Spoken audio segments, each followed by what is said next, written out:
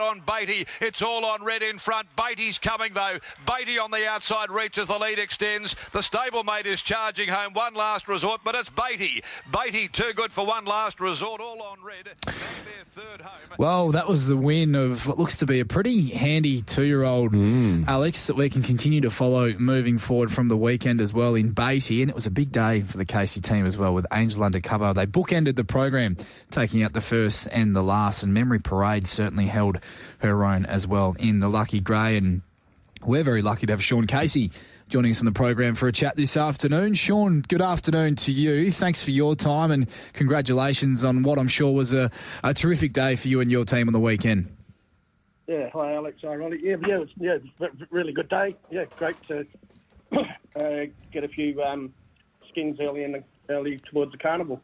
Sean, you have had some quality 2-year-olds in your stable in recent seasons. I think back to Brave Halo and even last year with what Do I Feel Lucky was able to do as a juvenile. Beatty had trialled really nicely leading into his debut run there on Saturday. He was incredibly well supported in the market. He opened $3.90. He halved in price. He jumped to $1.85. He was the only horse that punters wanted to be with there in the opener. Where does he rank for you in terms of the 2-year-old crop that you've had for your stable in recent years? Yeah, but probably going back as far as Charlton Eddy and Patel Femme. Really good babies, and of course Brave Halo. And if they were all in the stable together right now, probably Charlton Eddy and Patel Femme and Brave Halo would be in front of him. Yep. But they were all, really short course types, like short-bodied and just real big bums and sprint. Yep. Whereas this bloke's a lot more slab-sided and got a bit of scope about him. So he's probably really PBing for being like he is right at this moment. He's gonna really furnish up later, but. The more he found the line on Saturday, the better his stride got. He did a couple of hops when he got caught one round the bum, which he's never had. Yep. And so it's hard to rate them all up because especially on type, but on his type, like he's going to be a really nice 3-year-old when he really fills into himself. He's still a colt now, and but make hay while the sun shines.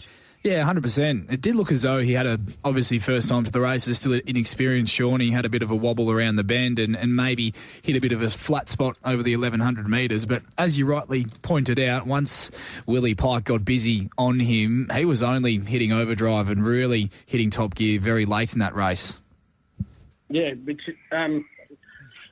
in view of, like probably a Karikata sort of thing, if he does hold together, like he's... like I say, he's got good scope about him that, he could be a force. I'll ask the inconsequential and hard-hitting question, Sean. Beatty, is that, what's the pronunciation background there? Is that a meaning? Is there a meaning behind the name? I was thinking it might be Beatty. It's after Warren Beatty, the actor. Okay. I don't know where it all comes in, but it gets tangled up to Shirley MacLaine. Apparently, he's Shirley MacLaine's sister, brother or something. But anyway, going back through some of the words and names in his family, he's come up with Warren Beatty. Okay. Well, there we go. There we go. Warren Beatty, American actor and filmmaker, I must admit. He's very famous. Okay. Well, very famous, man. You cross his work? Oh, Dick Tracy. Yeah. Hey, Sean, you must have been happy with the run of the runner-up in that race as well. One Last Resort ran on Super. Yeah, well, he's typical of the sort I was talking about. That's why he was one of our first cabs off the rank out of the paddock. He's got a really nice big bum and good shoulder and, really mature features in his head and everything. He's a really nice horse. And, he's going to be 1 to 5 later on, but now he's had 2 runs. We will really assess him in the next week whether we may think about gelding him and putting him out. Do you press on with Beatty as well, Sean? Obviously, you've forecasted that you would like to get the horse to a Karrakatta Plate, which is still a little while away. What would the rest of the preparation look like for him following on from that very impressive win on debut? Yeah, well, his natural progression is the Crystal Slipper. Yep. Which is on the 22nd, and he'll get nominated that, and so will he's a Machino that won a couple of trials in the last couple of weeks as well. How about Angel Undercover in the last? What a grand mare she's been for your stable, Sean. She probably isn't your typical Group 1. Well, she's not your Group 1, Group 2 galloper, but she's a horse that backs up preparation after preparation, continues to earn, and now what? She's just under $400,000 in earnings from 23 career starts. Yeah, well, it's funny because if I was a punter, I wouldn't have been so heavy on Beatty, which the punters were just all over it from Thursday night. And then, so full credit to that. And then when you go to Angel Undercover, you go, well, they must have all gone to sleep after they backed Beatty, because she was so well suited with the claim and all the rest of it, and being 15-1, and like I say, she's got a big bank account. Yeah. It's easy in hindsight, isn't it, Riley? But you look at the last time out, beaten 3 lengths behind, roped them in and Super Smith. It is easy. It is easy in hindsight, Sean, but there were a lot of good judges I was listening to talk about that last race in the program leading into the weekend, and a lot of them were happy to say that she was probably the class horse of the race with what she's been able to achieve in her career, and she was just likely to need a little bit of luck from that gate that she had to work with, and I thought she was given an absolute peach from Zephyr Johnston Porter on the weekend.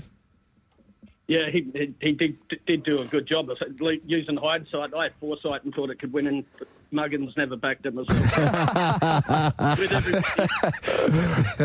It's always the way, isn't it? But yeah, he seems to like to ride like that. Little Zephyr to get back a bit and peel out. And so that's why we were confident in putting him on and using the claim, obviously.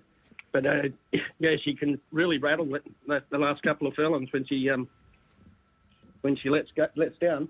Sean, you've been happy to throw Memory Parade in the deep end this preparation, and I think you've been, I guess, the option of taking her to those races has been rewarded given how she's going and more than holding her own. She was terrific again on Saturday. Yeah, she's a really good horse to one to keep following too. But one of the reasons she's got to a rating where she's obviously got a lot of ability, and in lesser races she gets bailed up and can't use a stride. Too much weight. And weight, and she likes to really free flow, and obviously the stronger the races are, the more generous the speed is, and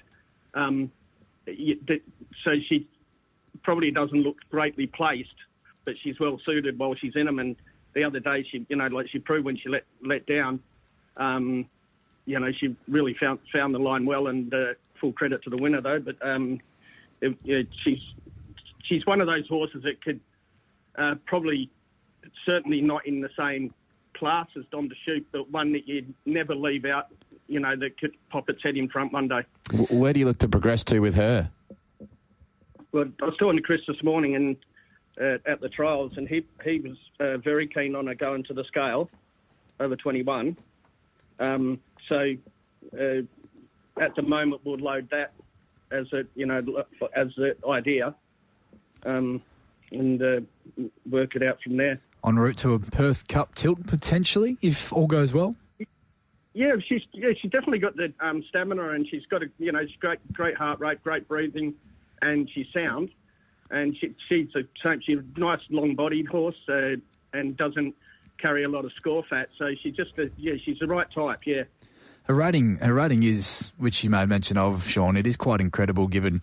So she's now placed in a Lucky Grey. She's been beaten 2 lengths in a Group 3 Rhythmic, 3 lengths in an Asian Bow.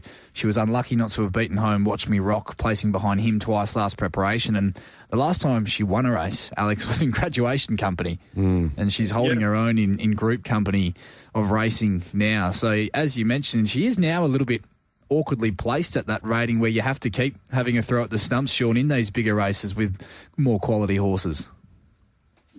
Yeah, it is hard for a horse like her, and especially like so when you put her in, because she's got the ratings points. Gets you put her in the lower class races, you get a high weight, and you're like really forced to use an apprentice, and with only two now being available, like it's really not fair on the apprentice, and it's not fair on the jockey either, because you carry the weight, you're in the shit, and if you don't. If you take the weight off, it's a bit of a contract with like sometimes the slower speeds and being tangled up in the field. Sean, you've only got the sole representative in the feature out there at Ascot on Saturday. That field has been released for the Placid Arc. Do I feel lucky? What was the wash-up from his performance last start? I'm sure it was disappointing for you. Were there any genuine excuses for him? What was Clint Johnston-Porter's post-race report? Because I thought his run on return over the 1,000 metres first up was terrific. Yeah, it's probably using the jockey's words. When he had a good gate first up, and then the other day he had a bad gate, and Clint said that when the horse bounced and he just grabbed hold of him and guided him, and he said he did lay out a little bit, the horse just went super, and we changed his gear a bit. But then the other day, Clint came in and said, had the bad gate. He said, I called all the shots, and the horse didn't seem to like it.